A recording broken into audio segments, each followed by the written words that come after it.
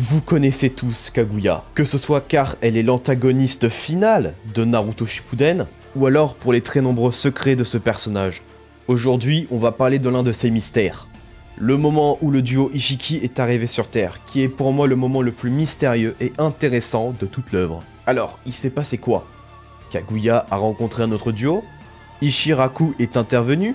Ou Kaguya a tendu un piège à Ishiki? Au cas où, ce moment est le pourquoi du comment Naruto Shippuden et Boruto ont existé.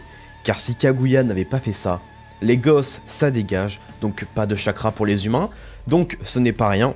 J'avais déjà fait une vidéo ou deux sur ce sujet, car il me passionne. Ah aussi, là je suis pendant le montage de la vidéo, et je vois qu'il y a encore plus de trucs qui viennent, on va dire, nous emmerder dans cette théorie, dans tout ça, parce que on en parle qu'il y a 6 Shinju sur la planète où se trouve Kaguya. Enfin, là, bon, à part nous mettre des bâtons dans les roues, je vois pas trop où on veut en venir, en fait. Et en plus, j'ai l'impression d'y voir des fruits du chakra, donc c'est totalement ahuri. Je vais pas mettre ça dans ma théorie, parce que, franchement, là, ça dépasse l'entendement. Il y a 6 Shinju sur une planète, on dirait, enfin, bon, voilà. Et aussi, j'ai l'impression que dans le manga, ils essaient de nous cacher des choses. À des moments où on voit Kaguya, que quand elle est arrivée sur Terre, on nous cache, par exemple, son Rinne Sharingan, c'est-à-dire qu'on nous met une bulle de texte là où est censé se trouver son Rinne Sharingan. On nous cache ses cornes. C'est-à-dire qu'on ne sait pas à quoi ressemblent ces cornes avant qu'elles soient arrivées sur Terre réellement. Enfin, dans l'anime on voit, mais dans le manga non. Et encore une fois, l'anime, c'est pas vraiment officiel, parce que eux, ils ont pas vraiment la réalité. Donc ils font un truc, voilà quoi. Enfin bref, c'est vraiment tout un bordel, mais bref, voilà. Bon sang, j'ai trop hâte d'en savoir plus. N'oubliez surtout pas que ce ne sont que des théories. Donc le principe, c'est qu'elles soient réfutables.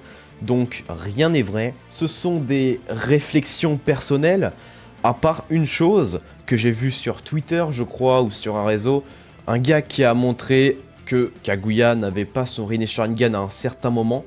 C'est comme ça que je l'ai vu, parce qu'avant, je ne le savais pas. C'est juste ça, sinon le reste, ça vient de moi. Kaguya, après avoir trahi Shiki, a simplement éveillé son Rinne Sharingan, après l'avoir fait manger au Jubi et récupérer le fruit. Faux! Kaguya possède déjà son Rinne Sharingan quand Ishiki est encore en vie. Mais le plus bizarre dans l'histoire, c'est dans le chapitre 45. Amado nous explique tout ce que l'on sait sur les Otsutsuki et nous montre une représentation de Kaguya, Kinshiki et Momoshiki. Et vous l'avez compris, Kaguya ne possède pas son Rinne Sharingan à ce moment-là. Mais Studio Pierrot, pourquoi? Pourquoi Kaguya n'est pas la même que dans le manga? Bref, vous imaginez bien que je vais garder l'apparence du manga et que c'est le plus officiel, on va dire, et que Kaguya, avant d'arriver sur Terre, ne possédait pas de Rinne Sharingan.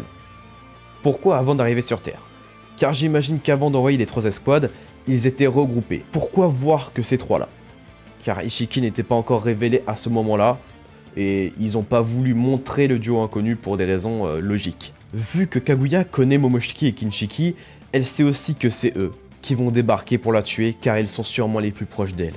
Et surtout, car Kaguya n'est pas censée évoluer, n'est pas censée débloquer des yeux, des dojutsu. Elle ne peut pas faire ça, car elle est inférieure. Ishiki est normalement censé recevoir tout. Kaguya est censée se sacrifier et n'est pas censée évoluer. Si elle a un Rinne Sharingan, c'est une erreur, ce n'est pas normal. Et quel moment est pas normal avec Kaguya? Sur Terre. Donc elle a eu son Rinne Sharingan par déduction sur Terre. Pour rappel, un Otsuki peut éveiller un dojutsu avec un fruit du chakra, comme on l'a vu avec Momoshiki et Kinshiki, et que les fruits du chakra apportent obligatoirement des modifications physiques, ou alors c'est, on va dire, exponentiel, et que plus le Otsuki en question a de fruits à son actif, plus c'est long d'évoluer à la prochaine étape, de se mettre à jour, comme vous voulez. En sachant que nous ne savons toujours pas si les Jubi sont réutilisables ou non. Normalement, je crois que c'est pas le cas, mais en vrai, on sait pas. Ou alors, comment ils sont créés? Où ils sont trouvés? Est-ce que c'est des Otsuki? On sait pas. Beaucoup trop de questions pour si peu de réponses. Pour résumer, au début de son duo, Kaguya ne possédait pas encore de Rinne Sharingan, mais en a eu miraculeusement un en étant sur Terre en face d'Ishiki. Les Otsutsuki peuvent avoir des dojutsu grâce à un fruit du chakra ou une amélioration physique. Nous ne savons rien du duo inconnu. Les seuls autres Otsutsuki connus, autres que les stèles, il y en a un, c'est Shibai, à moins qu'il en fasse partie. Et chaque duo emporte avec lui un Jubi pour coloniser une planète, en sachant qu'il y en a un de stade juvénile dans la dimension des stèles qui appartient à Jigen, et nous ne savons toujours pas comment les Jubi sont créés et si c'est simple ou non. Ou alors, le Jubi, après s'être transformé en Shinju, peut redevenir un Jubi au bout d'un certain temps. Donc, ma théorie, Kaguya et Ishiki sont arrivés sur Terre. Mais ils n'étaient pas les premiers à être arrivés. Le duo inconnu était déjà là, et ils avaient déjà commencé la culture d'un Shinju. Un des deux s'était donc sacrifié, et avant ça, bien évidemment, il a posé un Kama sur quelqu'un. Kaguya ayant déjà en tête sa trahison envers le clan Otsutsuki, elle attaque par surprise Otsutsuki et le blesse mortellement. Il n'aurait jamais pensé qu'un membre du clan puisse l'attaquer. Ishiki avait compris, et Kaguya s'élança sur le Shinju et dévora un fruit non complet, mais utilisable. Sa puissance augmenta et elle déverrouilla son Rinne Sharingan. Et là, Ishiki et Kaguya se font face, et cette image représente cette scène. Elle arrive donc à battre Ishiki et à le donner en pâture à leur Jubi. Mais vu que le Shinju du duo inconnu n'a pas récolté toutes les ressources de la planète, il en reste énormément pour le Shinju de Kaguya. Mais aussi, je tiens à dire qu'on n'a jamais vu de combat d'Otsutsuki. C'est-à-dire qu'on n'a jamais vu deux Otsutsuki avec le même niveau se battre. Et je pense que les combats comme ça sont assez rapides, car on a là deux adversaires très forts, qui ont à peu près le même niveau, qui se combattent. Donc c'est pour ça que je dis que c'est aussi rapide, parce que je pense que c'était le cas. Elle a donc attendu que le fruit aspire toutes les données de la Terre pour le manger. Ce qui au passage supporte le fait que Kaguya soit assez forte pour trahir Ishiki et le battre, vu qu'elle a mangé un petit fruit du chakra qui lui a permis de gagner de la puissance et son Rinne Sharingan. Et même plus tard, ce qui montre qu'elle est quand même assez forte comparée à Momoshiki par exemple, tout simplement car elle a mangé un fruit du chakra d'une planète et un petit fruit. Mais j'aimerais aller plus loin. L'Otsuki inférieur du duo inconnu s'est donc sacrifié pour son supérieur, et a donc posé un Kama sur un humain. Et devinez sur qui il a posé. Quelqu'un qui connaît les Otsutsuki, qui sait exactement comment Ishiki s'est fait battre dans les moindres détails, qui connaît Shibai Otsutsuki, le dieu Otsutsuki, le point faible des réceptacles, car pendant la trahison de Kaguya, il était terré dans l'ombre. Il a observé toute la scène et a décidé de jouer sur la durée.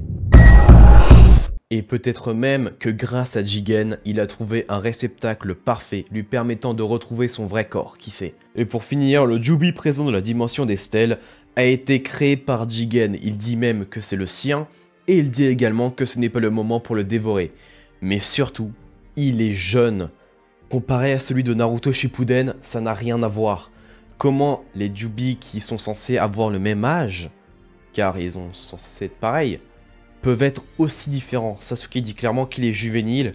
Est-ce que Jigen aurait le moyen de trouver la technique de créer un Jubi? On sait pas. En ce qui concerne les stèles cassées, Kaguya les a peut-être détruites pour ne laisser plus aucune trace, car c'est une sorte de carte d'identité, comme on l'a vu avec Sasuke. On sait pas si les stèles sont cassées car les Otsutsuki en question sont morts. Je pense que c'est faux, car comme on l'a vu, même après qu'Ishiki soit mort, sa stèle est toujours intacte. Mais la stèle a une différence. Le petit rond est noir. Et c'est la seule qui a cette différence. Et je pense que c'est lié. Mais du coup, pourquoi les autres stèles n'ont pas ça? Momoshiki n'est pas vraiment mort, il est dans le corps de Boruto. Son âme n'est pas éteinte, on va dire. Kinshiki, lui, a fusionné avec Momoshiki qui est toujours en vie. On peut dire que ça passe. Kaguya est scellée dans une de ses dimensions, elle est encore en vie. Le duo inconnu, du coup, sa stèle a été détruite volontairement. Ishiki est le seul à être vraiment éteint, genre c'est fini de lui, il est éteint. Sa stèle a un truc noir, on se demande pourquoi. Bref, ce passage de l'histoire restera encore longtemps très mystérieux, mais j'espère qu'un jour on en saura plus. Je vous dis à la prochaine, à plus.